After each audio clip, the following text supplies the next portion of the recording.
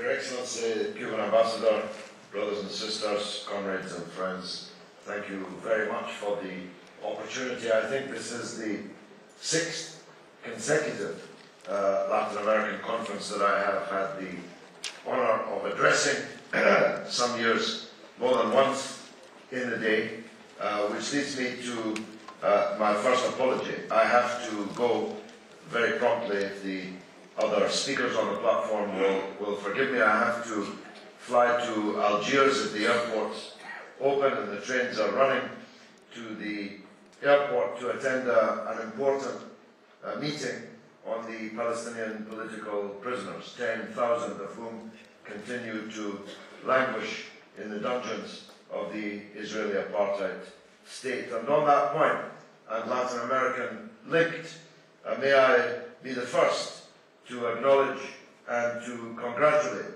the government of Brazil for its announcement yesterday of recognition of a Palestinian state. This is an important diplomatic and political announcement,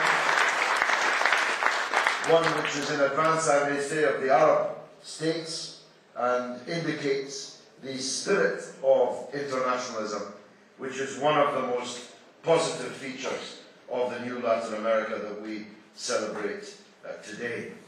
Bernard, only the young at heart could grow misty-eyed at the 6th conference of something, and you definitely are young at heart, but you and me and many, many others in this room, of course, go back a very long way in relation to the fight for justice, liberation, independence in Latin America. I look around the room, I see, for example, Richard Gott, formerly of The Guardian, the last man to interview the hero, Comandante Che Guevara, in Bolivia, who knew then, when Che fell, that the day would come, and we would see it, that Bolivia would have a government acting in the spirit of the martyr Che Guevara.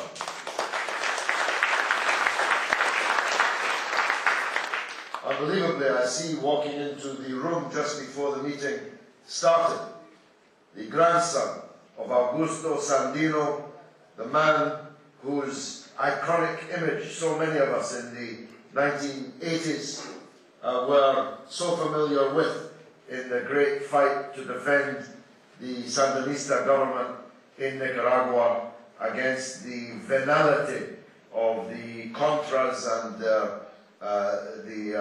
backing of that murderous campaign by the United States of America. In fact, I myself spent many, many long weeks in Nicaragua in the 1980s and came to know the leadership of the Sandinista revolution well.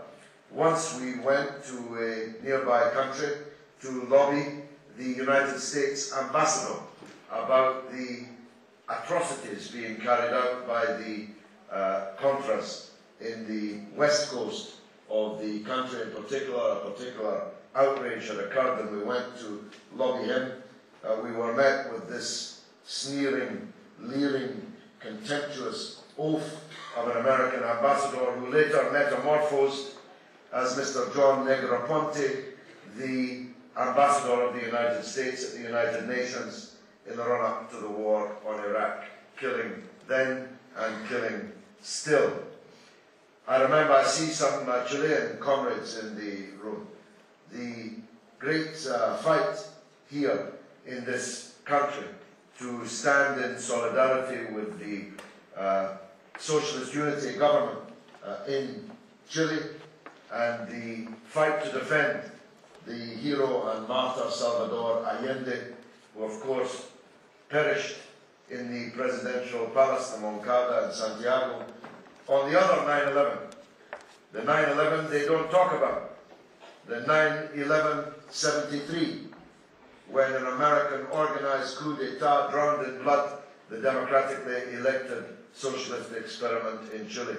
And many of us were involved in receiving the thousands of Chilean refugees who came to this country, many of whom have stayed here and become absorbed in the labour movement in left and progressive causes here in our own country.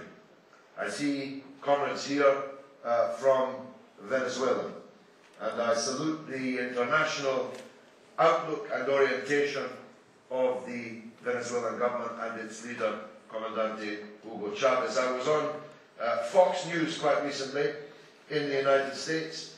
In the item before my interview, they were openly discussing what to do about the dictator, Hugo Chavez.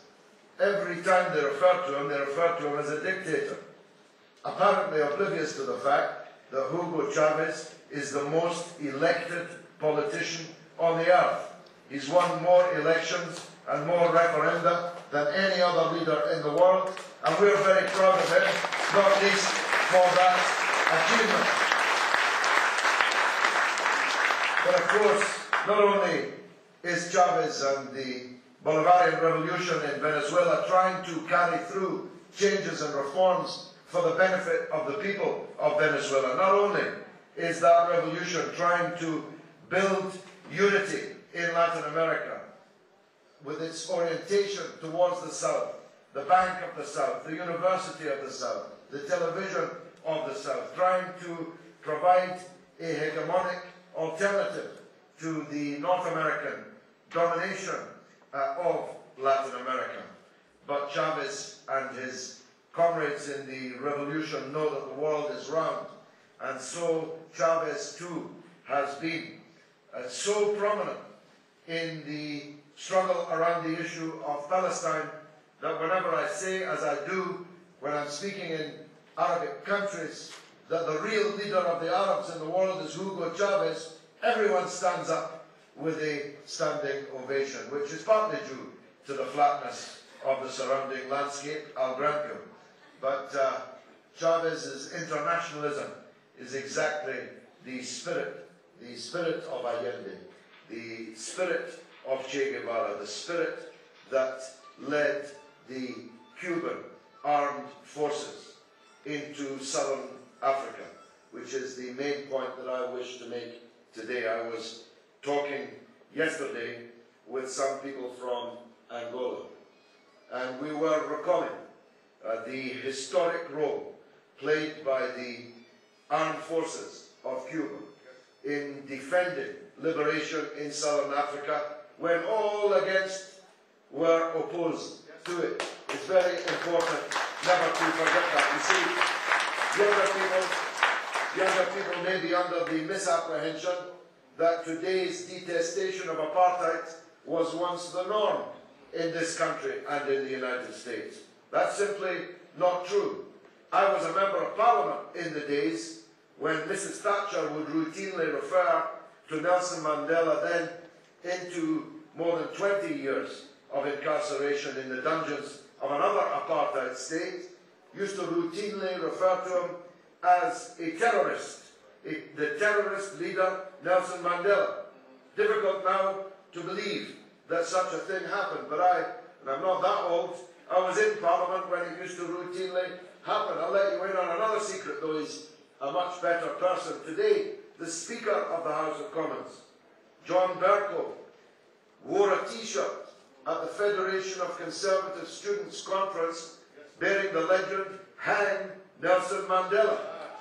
Yes, hang Nelson Mandela, John Bercow. Now everyone's cuddly Speaker of the House of Commons. Well, people can change, and I think he probably has. But there are many in the Conservative Party who harbour these kind of feelings in their breasts, and it's useful sometimes to remember that.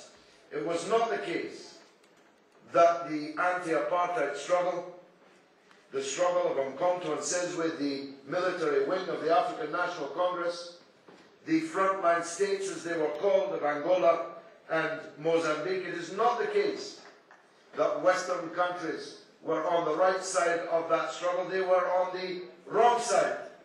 But Cuba and its forces travelled thousands of miles across the world and left their blood and their bones in the soil of South Africa. In the soil of South Africa, especially in Quinto Quinavale, the great battle the decisive battle between the forces of the movement for popular liberation in Angola and the Cuban armed forces, together in unity, defeated the army of apartheid South Africa and began the end of the apartheid system itself. This is vital, as you remember. That is why, upon his release from the dungeons, after 27 years, Nelson Mandela, of all the places in the world that he could have gone, Nelson Mandela, who was being then the former terrorist, Nelson Mandela, was being courted by every government in the world, all asking him to make his first international trip to their country.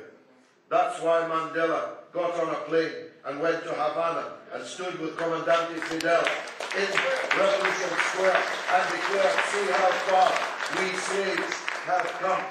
These great internationalist sacrifices of the Cuban people. Today, of course, in every barrio in Venezuela, you will find in the health centers, in the micro centers there, you will see another form of internationalism.